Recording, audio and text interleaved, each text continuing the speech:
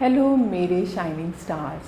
आज हम करेंगे मनस्वी हिंदी व्याकरण पाठ्य पुस्तक कक्षा 6 अध्याय 9 विशेषण। चित्र देखिए, आप यहाँ पर एक सुंदर चित्र देख रहे हैं।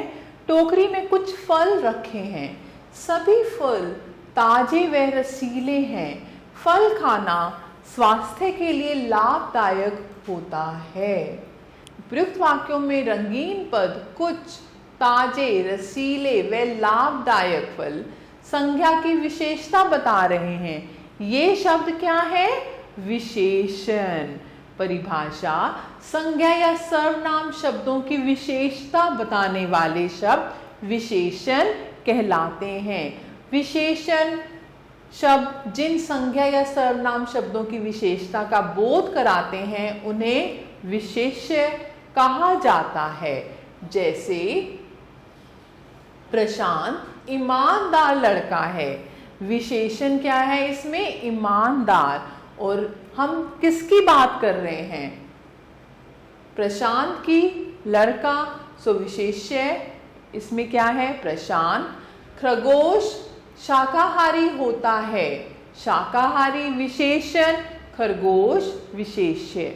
उसने थोड़ा सा दूध पी लिया। थोड़ा सा विशेषण, दूध विशेष्य। मैंने 3 किलो चावल खरीदे। 3 किलो विशेषण, चावल विशेष्य। विशेषण के भेद, विशेषण के 4 भेद होते हैं। गुणवाचक, पहला है गुणवाचक विशेषण, दूसरा है संख्यावाचक विशेषण, तीसरा है परिमाणवाचक विशेषण और चौथा है सार्वनामिक विशेषण। पहला है गुणवाचक विशेषण। वे विशेषण शब्द जो संज्ञा या सर्वनाम के रूप, रंग, गुण, दोष, भाव, अवस्था, दशा आदि का बोध कराते हैं, वे सभी गुणवाचक विशेषण कहलाते हैं। जैसे वह बहुत साहसी है। साहसी एक गुण है इसमें। रेणु सुरीला गाती है। रेणु का गुण है सुरीला गाना। उपयुक्त वाक्यों में साहसी और सुरीला शब्द कर्मशः वह और रेणु की विशेषता के बारे में बता रहे हैं। अतः ये क्या है? गुणवाचक विशेषण। कुछ महत्वपूर्ण गुणवाचक शब्द गुण या फिर दोष: अच्छा, बुरा, सच्चा, झूठा, उदार, आलसी आदि। आकार के बारे में लंबा, चौड़ा, चपटा, पतला, मोटा आदि।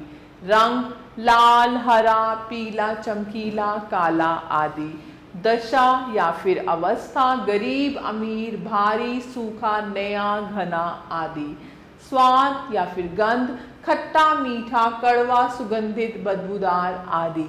स्थान: भारतीय, चीनी, भीतरी, बाहरी आदि। दूसरा है संख्यावाचक विशेषण। जो विशेषण शब्द विशेष्य की संख्या संबंधी विशेषता का बोध कराते हैं वे संख्यावाचक विशेषण कहलाते हैं। जैसे मेरे पास 2 घोड़े हैं। दादी जी मेरे लिए बहुत सारी टॉफियां लाई। उपयुक्त वाक्यों में 2 और बहुत सारी शब्द कर्मशः घोड़े तथा टॉफियों की संख्या से संबंधित जानकारी दे रहे हैं। अतः ये संख्यावाचक विशेषण है। संख्यावाचक विशेषण के भी आगे भेद होते हैं।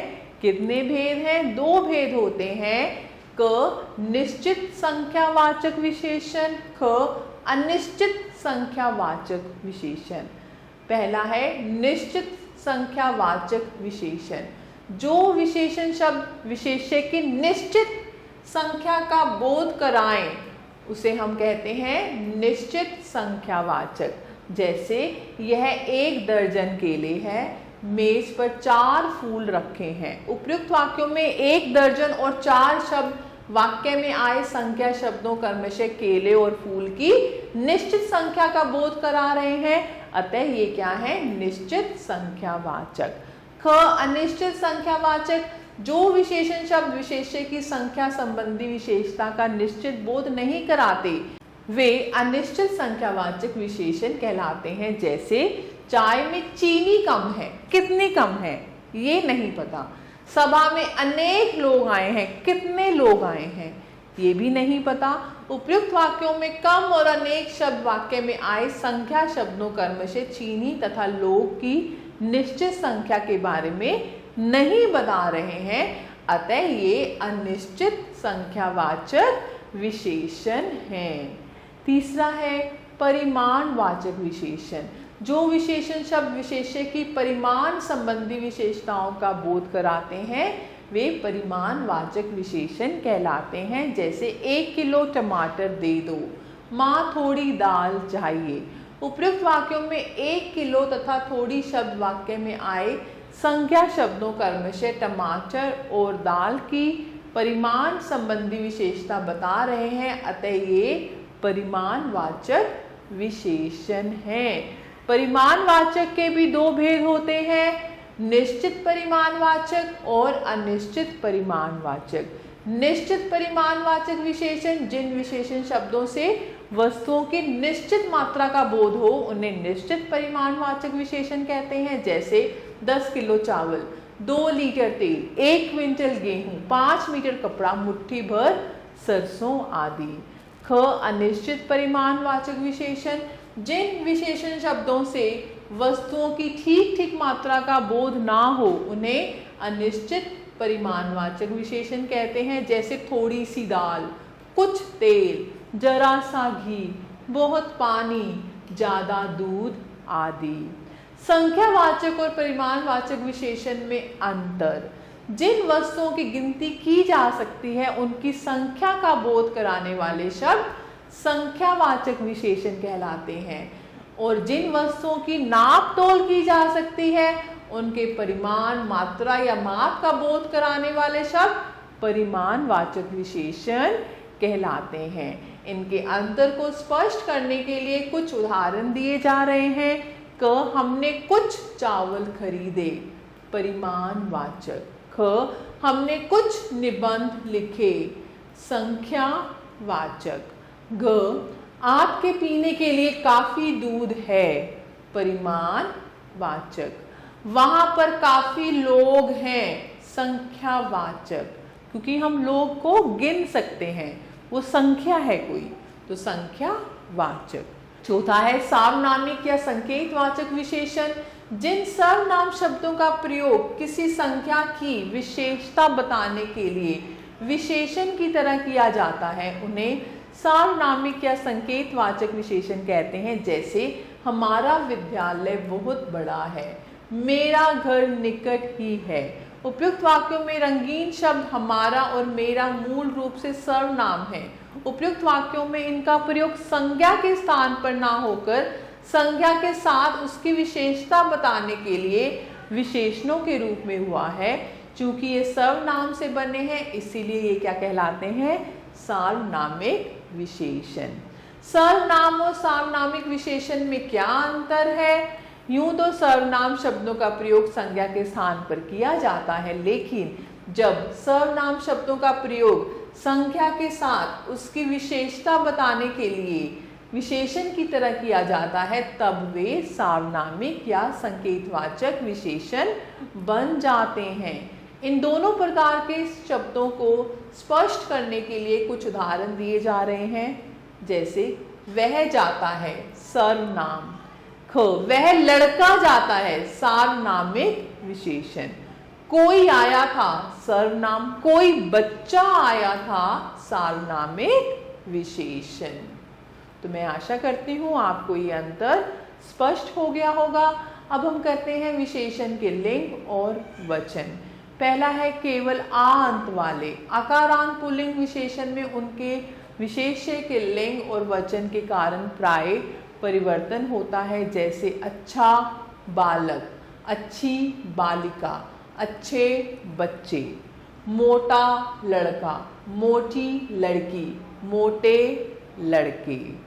दूसरा है आकारांत के अलावा अन्य पुल्लिंग या स्त्रीलिंग विशेषणों में उनके लिंग और वचन के कारण कोई परिवर्तन नहीं होता।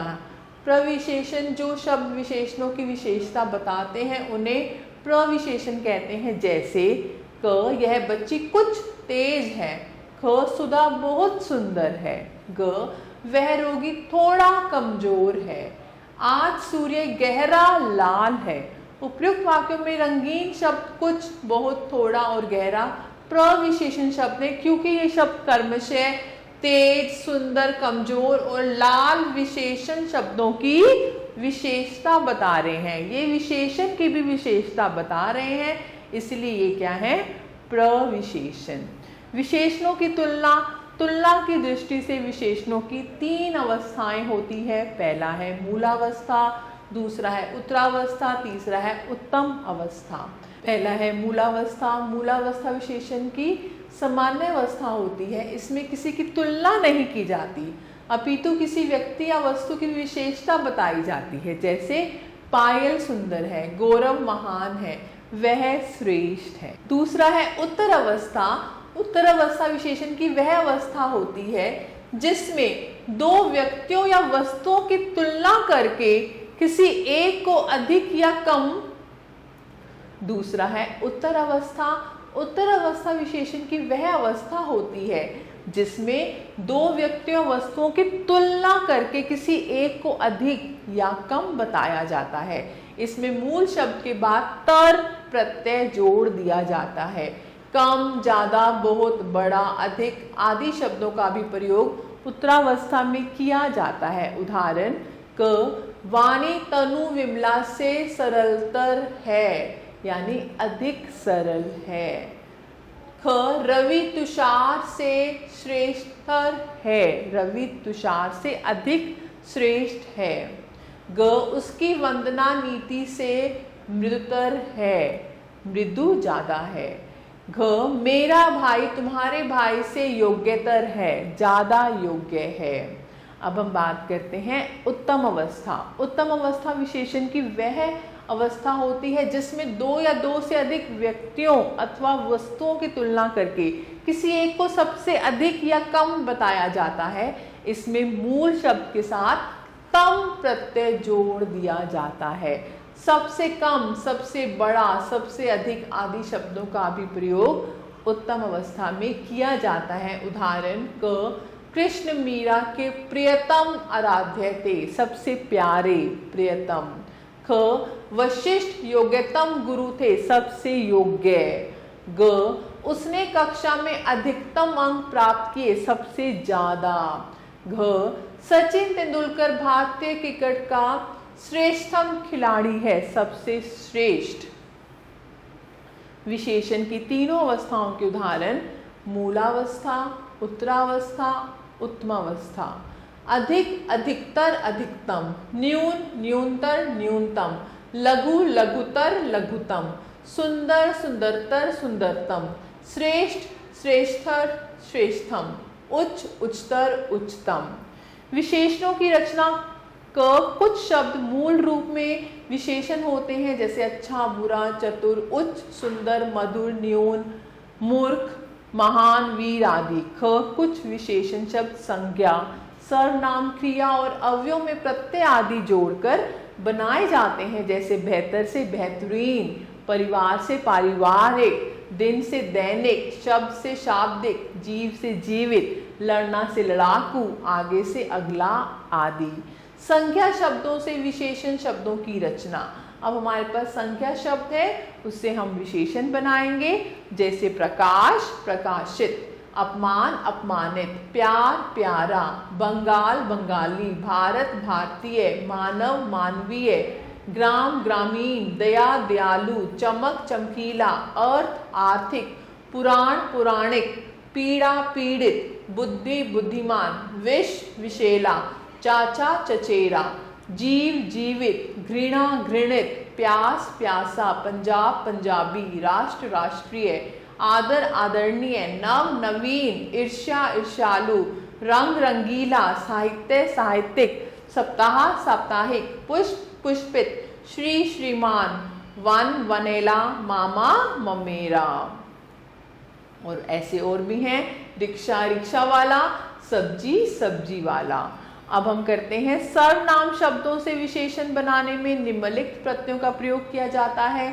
सर्वनाम शब्द, विशेषण शब्द। तू, तेरा, वह, मैं, वैसा, मुझसा, यह, इस या वह, उस, इसका, उसका, यह, इस, इसकी, तुम, तुम्हारा, यह या तुम, ऐसा, तुम सा, आप, उन, आपका, उनका, आप, आपकी।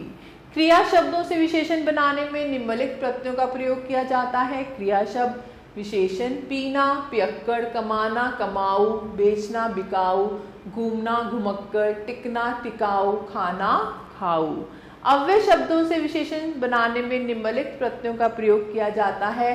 अव्यय शब्द विशेषण शब्द नीचे, निचला, बाहर, बाहरी, आगे, अगला, भीतर, भीतरी। चलो हम इस अध्याय को दोहराते हैं। संज्ञा अथवा सर्वनाम के रूप, गुण, संख्या, मात्रा आदि की विशेषता बताने वाले शब्द विशेषण कहलाते हैं।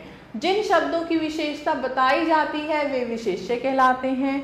विशेषण के 4 भेद होते हैं, गुणवाचक, परिमाणवाचक, संख्यावाचक और सार्वनामिक वाचक विशेषण। विशेषण के 4 भेद होते हैं, गुणवाचक, परिमाणवाचक, संख्यावाचक, सार्वनामिक। विशेषण की 3 अवस्थाएं होती हैं, मूलावस्था, उत्तरावस्था और उत्तमावस्था। संज्ञा, सर्वनाम, क्रिया तथा अव्यय शब्दों द्वारा विशेषण शब्दों का निर्माण किया जाता है। अब आपकी बारी। प्रश्न 1, निम्नलिखित प्रश्नों के उत्तर दीजिए। क विशेषण की परिभाषा लिखिए, आप कर सकते हैं। ख विशेष्य से क्या आशय है, ये भी आप कर सकते हैं। ऐसे प्रश्न 2 है, रेखांकित विशेषण के सही विकल्प के सामने सही का निशान लगाइए। क 5 पुस्तकें लेकर आओ, तो ये परिमाणवाचक है या संख्यावाचक? संख्यावाचक। 5 एक संख्या है। ख मेरी बहन सबसे सुंदर है, गुणवाचक या सार्वनामिक? गुणवाचक। तो ऐसे ही आप बाकी अध्याय को अपने आप कर सकते हैं। अध्याय को पढ़िए और इन जो भी आपके प्रश्न हैं उनका उत्तर दीजिए। आपको अच्छे से समझ आ गया होगा, यही मैं आशा करती हूँ। आप सभी बच्चों का तहे दिल से धन्यवाद। आशा करती हूँ आपको ये सब समझ आया होगा।